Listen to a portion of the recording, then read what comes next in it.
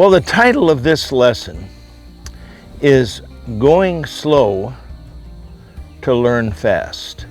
And it is one of the, as far as teaching retrievers to be great, is one of the most important lessons you'll ever hear. Please don't get bored with it. Please don't say, oh, there's no dogs running and jumping in the water. Please listen to this because it's very, very important.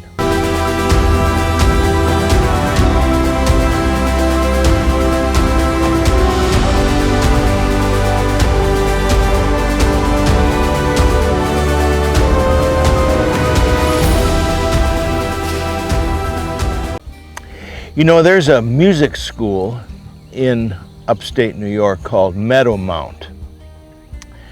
And it's a ramshackle place. It's been there for many years. And some of the greatest musicians of all time, I'm talking about Yo-Yo Ma, Itzhak Perlman, and many others, have gone to study music at Meadowmount. And there's two things that they stress and teach, and that is chunk phrases of music. In other words, instead of trying to learn the whole piece, they take a few measures and learn that. And they learn it by going slow. So slow that it would be unrecognizable what even the piece of music was.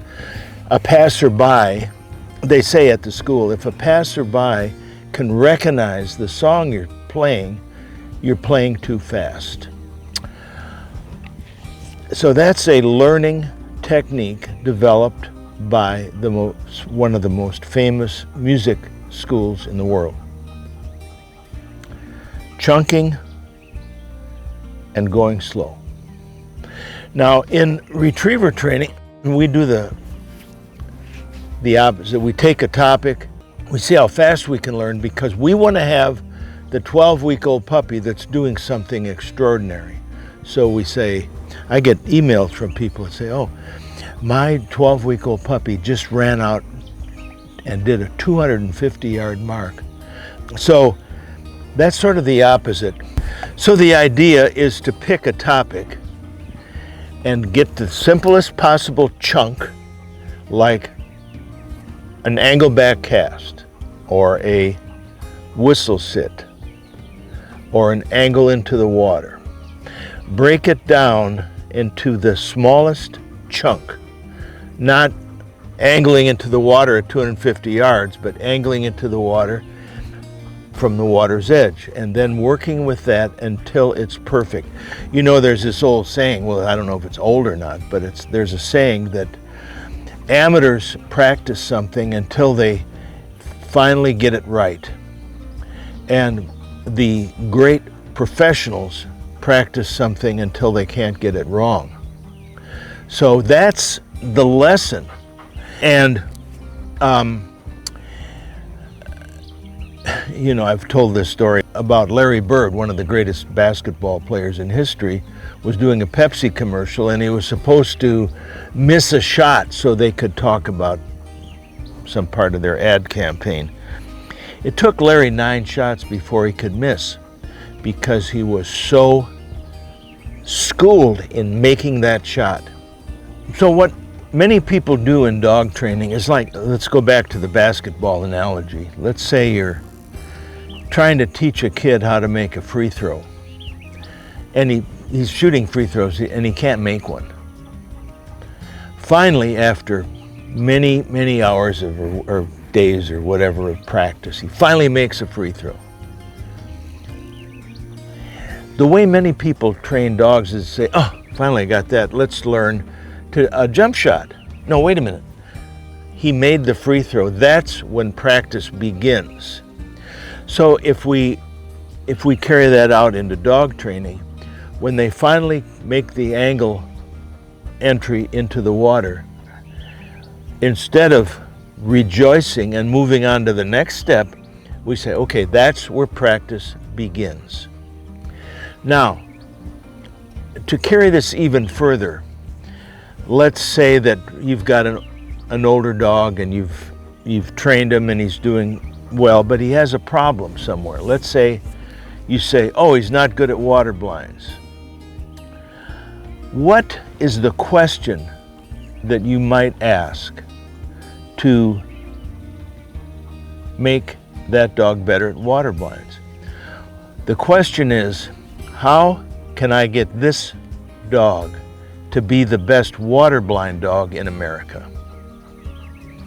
What would you do? You'd start by saying, okay, what are the components of a water blind? And then you take each one of those components and break it down into a chunk: casting, angling into the water, stopping on the whistle, angling off a point. Those are all chunks. You take each one of those chunks and practice it. Practice it like Larry Bird, so you do it often enough you can't get it wrong. So to break this whole thing down, in the teaching process with retrievers, we want to take a chunk or a piece of material, piece of practice, an element of practice, and do it very slowly and do it in deep practice until they can't get it wrong. Then we want to keep reviewing that material until it's perfect and going very slow. Then we speed it up into real time, and then we connect it to another piece of slow practice that we've been working on. So then you take these portions, these pieces, these chunks of material and link them together, just like linking measures of music together and creating a song.